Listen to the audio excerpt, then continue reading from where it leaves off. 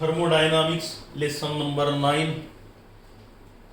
First law of thermodynamics for different types of processes.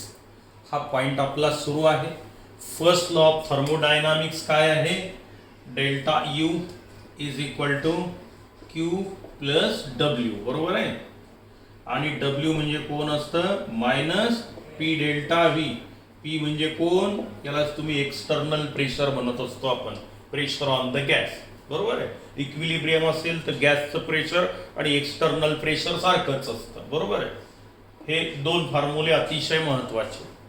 आपण first law of thermodynamics isothermal प्रोसेसला apply केला आणि त्याचा अर्थ काय होतो हाही पाहता की जर आपण असं केलं तर काय होईल, त्याचं उत्तर मी तुम्हाला दिलं, बरोबर. आता आपण काय करूया, दुसरं पाहूया. First law of thermodynamics. First law of thermodynamics for adiabatic process. Isochoric घेऊ, काही फरक नाही पडत, कोणतंही घ्या. ॲडिएबॅटिक प्रोसेस.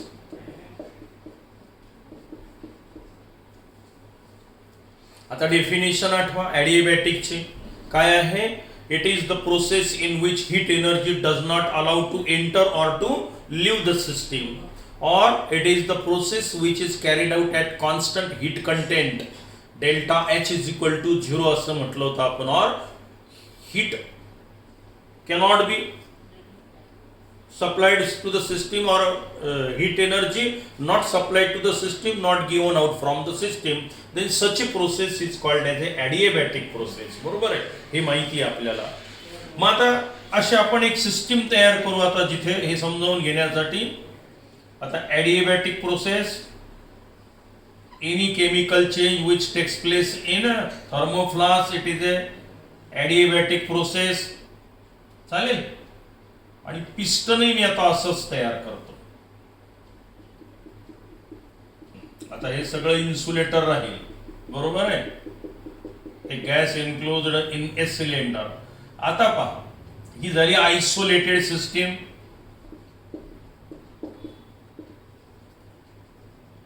आता आयसोलेटेड सिस्टीमची व्याख्या काय? Isolated system, neither matter nor energy can exchange with surrounding, called as a isolated system. आता याच्यात एक गॅस आहे थोडक्यात. आता पहा, हे इन्सुलेटर असल्यामुळे सर्व बाजूनी काय होईल? आतली एनर्जी बाहेर येणार नाही आणि बाहेरची एनर्जी आत जाणार नाही. एनर्जी एक्सचेंज काय राहील? 0 राहील. म्हणजे क्यू अमाऊंट ऑफ एनर्जी द्यायचाही प्रश्न नाही, क्यू अमाऊंट ऑफ एनर्जी बाहेर यायचाही प्रश्न नाही. म्हणजेच काय तर for adiabatic process Q is equal to 0. कारण heat energy not lost by the system, not enter into the system.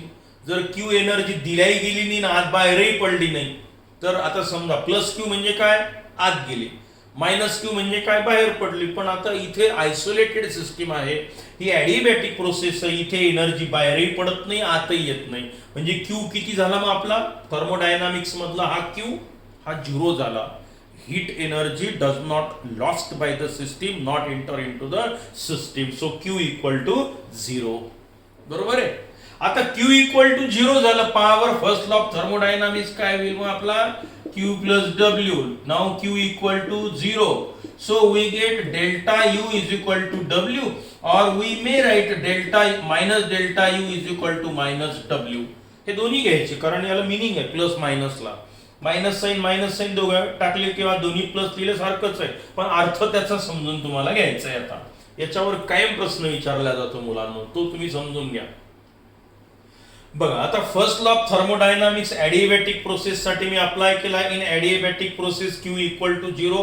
So we get plus delta U is equal to plus W, किंवा minus delta U is equal to minus W. याचा अर्थ लक्षात घ्या. आता plus W. आता plus W म्हणजे काय? Work of compression. समजा मी गॅस कॉम्प्रेस केला आता हा इथे. आता काय होईल पहा. गॅस कॉम्प्रेस केला म्हणजे काय? Work is done on the system by the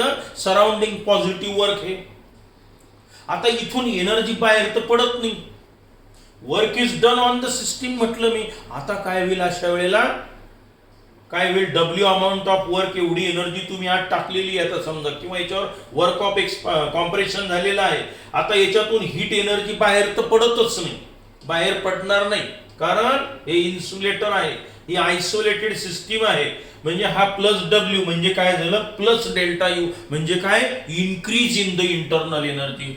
हा डेल्टा यू जो आहे म्हणजे याची इंटरनल एनर्जी वाढली. कितीने वाढली, जेवढी एनर्जी तुम्ही वर्कच्या स्वरूपात टाकली त्याच्यामुळे आत टेम्परेचर वाढलं.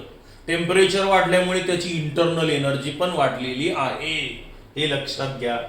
म्हणजे ॲडिएबॅटिक प्रोसेसमध्ये if the work is done on the system, then internal energy of the system increases. It means that its temperature also goes on increases. Internal energy वाढली तर टेम्परेचर पण वाढेल. आता मायनस डब्ल्यू म्हणजे मायनस डेल्टा यू म्हणजे काय, समजा आता काय झालं, हे एक मायनस डब्ल्यू म्हणजे काय, वर्क ऑफ एक्सपान्शन, हे गॅस एक्सपांड झाला समजा, आता हे पिस्टन वर ढकलल्या गेला, हा झाला मायनस डब्ल्यू. म्हणजे याचा अर्थ काय झाला, एक्सपान्शन झालं गॅसचं. आपोआप होईल का ते, आपोआप कोणतीच प्रोसेस होत नाही. वर्क मिळालं म्हणजे कोणी ना कोणीतरी खर्च झालं. मग कोण खर्च झाला असेल पहा बरं. आता हे ॲडिएबॅटिक प्रोसेसमध्ये बाहेरून तर एनर्जी येत नाही, मग याला एक्सपान्शन साठी कोण खर्च झालं, इंटरनल एनर्जी खर्च झाली असेल. मग त्या सिस्टीमची इंटरनल एनर्जी काय झाली असेल, कमी झाली असेल. हे बघा, मायनस डेल्टा यू म्हणजे मायनस डब्ल्यू. थोडक्यात मायनस डब्ल्यू का झालं, एवढं वर्क घडवून आणण्यासाठी कोण कमी झालं मुलांनो, त्या सिस्टीमची इंटरनल एनर्जी कमी झाली, आपोआप घडलेलं नाही. आता ॲडिएबॅटिकली गॅस जेव्हा एक्सपांड होतो तेव्हा इंटरनल एनर्जी कमी होते आणि त्या सिस्टीमचं टेम्परेचर काय होईल, मग कमी होईल. आणि नेमका हाच प्रश्न वारंवार विचारला जातो मुलांना तुमच्या एंट्रन्स एक्झाममध्ये, नीटमध्ये, नीटमध्ये किंवा JEE मध्ये पण असे प्रश्न विचारतात. प्रश्न विचारतील तुम्हाला, when a gas is expanded adiabatically then a option, temperature increases, temperature decreases, may be increase or decrease, आणि आणखी काही पर्याय देतील. काय म्हटलं मी, if the gas is adiabatically expanded, adiabatically expand केला म्हणजे या पद्धतीनं, तर एक्सपान्शन म्हणजे काय झालं, वर्क मिळालं तुम्हाला सराउंडिंग वर, सिस्टीमनं केलं तर सिस्टीमची काय कमी झाली, इंटरनल एनर्जी, म्हणजे टेम्परेचर काय होईल, डिक्रीज होईल. When a gas is adiabatically expanded then temperature of the system decreases आणि W equal to plus delta. If work is done on the system in adiabatic process, then its temperature increases and its internal energy also increases. हा झाला त्याचा अर्थ. काही शंका कोणाला तर, आता मी तिसऱ्या प्रोसेस कडे जातो. म्हणजे पहा, एकच वेगवेगळ्या प्रोसेस आपण अप्लाय केल्यानंतर काय काय मिळतं आपल्याला ते दिसून येऊन राहिलं. आता तिसऱ्या प्रोसेस कडे जाऊया आपण. First law of thermodynamics for isochoric process. कोर म्हणजे व्हॉल्यूम.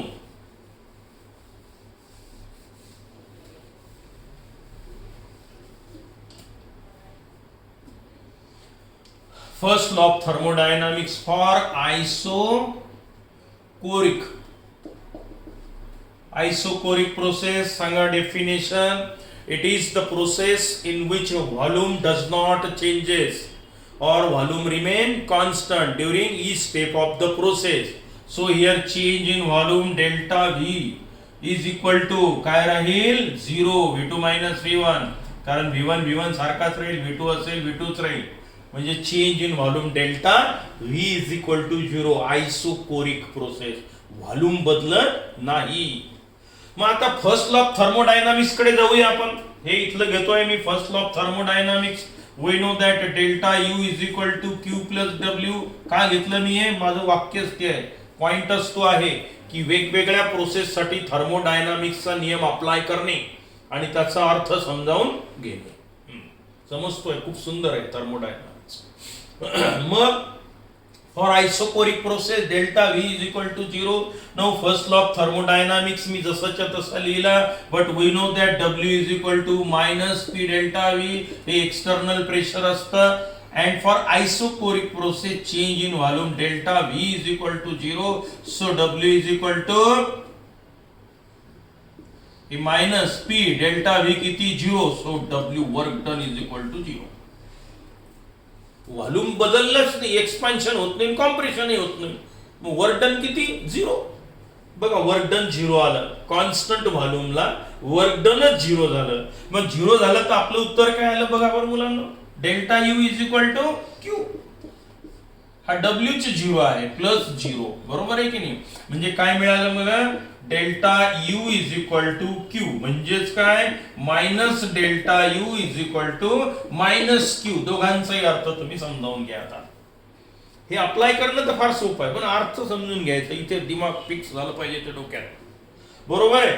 आता हे काहीशी प्रोसेस अशी झाली मुलांना, हे फिक्स झालं. आता पिस्टन, आता व्हॉल्यूम बदलेल का, फिक्स करून टाकलं मी स्क्रूनं, नाही वरही जाऊ द्यायचं नाही, खाली येऊ द्यायचं नाही, म्हणजे व्हॉल्यूम फिक्स बदलेल का. हा जो काय असेल समजा व्हॉल्यूम इनिशियल व्हॉल्यूम V1 असेल तर, आता Q delta U is equal to Q म्हटलेलं आहे आपण. आता याचा अर्थ काय झाला पहा, व्हॉल्यूम तर बदलत नाही, इफ क्यू पहिला पॉइंट, हा दोन्हीचा अर्थ सांगायचा, प्लस क्यू म्हणजे काय, if Q amount of heat energy is supplied to the system. तुम्ही सांगा काय होईल. आता व्हॉल्यूम बदलत नाही म्हणजे आता इथे वर्कच नाहीये, कारण ते पिस्टन हल्लच नाही, तर डिस्टन्स नाही, काही नाही, 0 वर्क डन. मग Q amount of heat energy तुम्ही सप्लाय केली, मग ती कुठे गेली, प्लस डेल्टा यू म्हणजे काय, इन्क्रीज इन इंटरनल एनर्जी.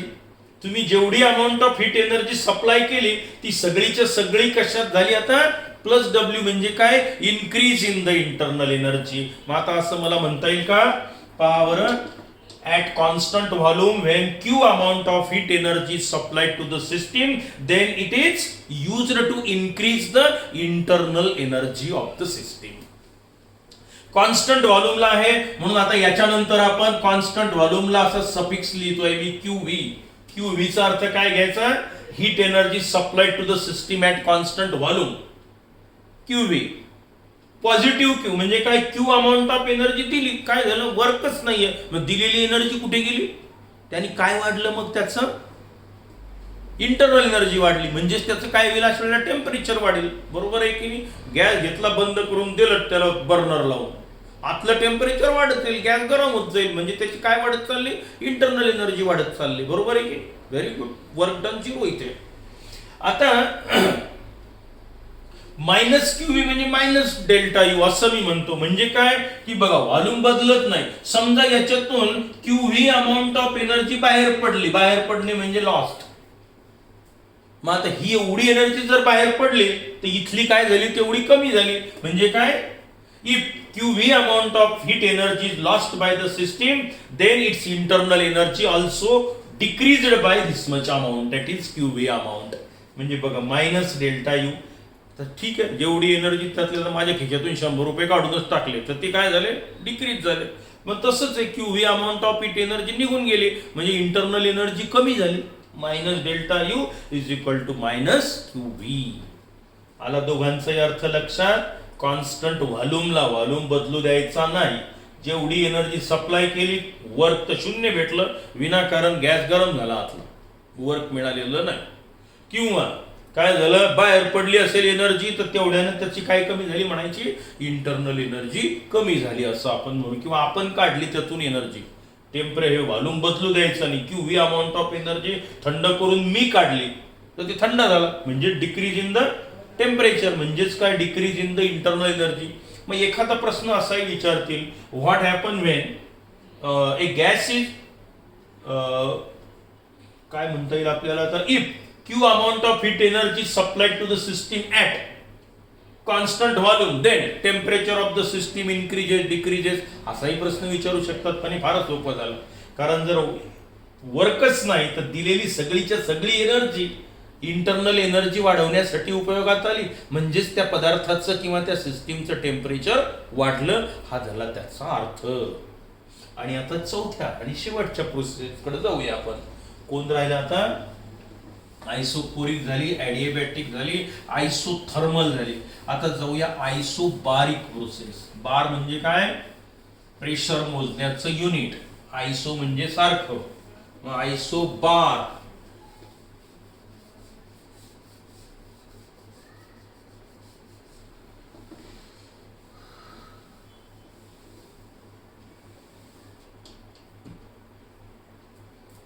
चौथी शेवटची process isobaric process.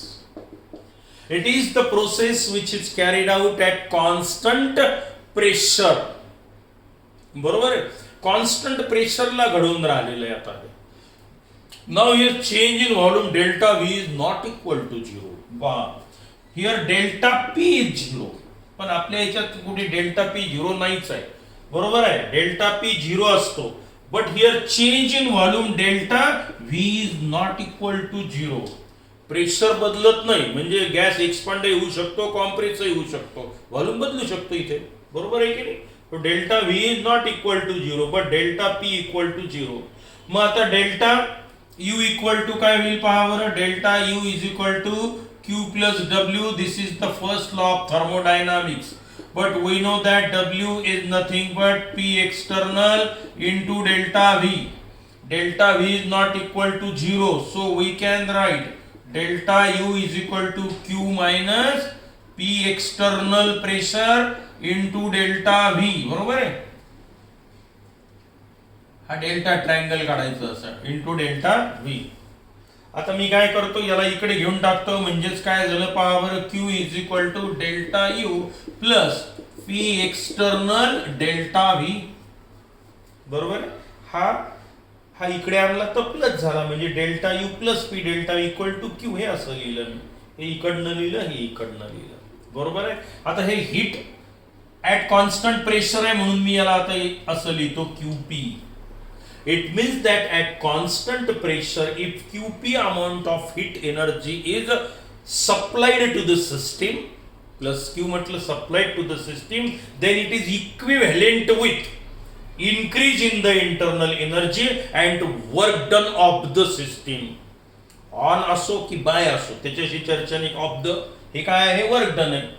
On the असो का बाय द असो, साईन बदलेल त्याचं, पण इथे आपण आता साईन बदलून काही घेत नाही. एवढंच दिलेलं आहे तुम्हाला अभ्यासक्रमात. म्हणजे काय म्हणायचं आता इथे, हे नवीन रिलेशन तुम्हाला मिळालं. QV म्हणजे काय? QV heat supply to the system at constant volume, आणि QP म्हणजे काय? Heat supply to the system at constant pressure. It is equivalent with, या दोघांचे बेरजे एवढं आहे हे QP. Equivalent with change in internal energy and work done of the system, maybe by the system, maybe on the system. It is equivalent with असं म्हटलं आपण, असा अर्थ त्याचा निघतो आहे. तर हे अतिशय महत्वाचं रिलेशन आपल्याला मिळालं, ते म्हणजे QP is equal to delta U, आणि इक्विलिब्रियम प्रेशर असेल तर ती एक्सटर्नल लिहायची गरजही नाही आपल्याला. तर QP equal to delta U plus P delta V. तर असं हे थर्मोडायनामिक्सचा फर्स्ट लॉ आपण वेगवेगळ्या प्रोसेसला अप्लाय केला, त्याचा अर्थ समजावून घेतला. काय होईल कोणत्या केसमध्ये ते आपल्याला जर समजलं तर थर्मोडायनामिक्स इतका सुंदर पार्ट कोणताच नाही. खरंच खूपच सुंदर पार्ट आहे, फक्त आकलन शक्ती पाहिजे. एपिसोड जर तुम्ही बारकाईनं पाहिलं, नोट्स पहा, तुम्हाला सगळं इच अँड एव्हरी पॉईंट तुमची नक्कीच क्लिअर होतील. ओके. व्हिडिओची लांबी वाढेल विनाकारण, पुरेपूर आपण इथे आज, नंतर पुढचा पार्ट लवकरच घेऊ.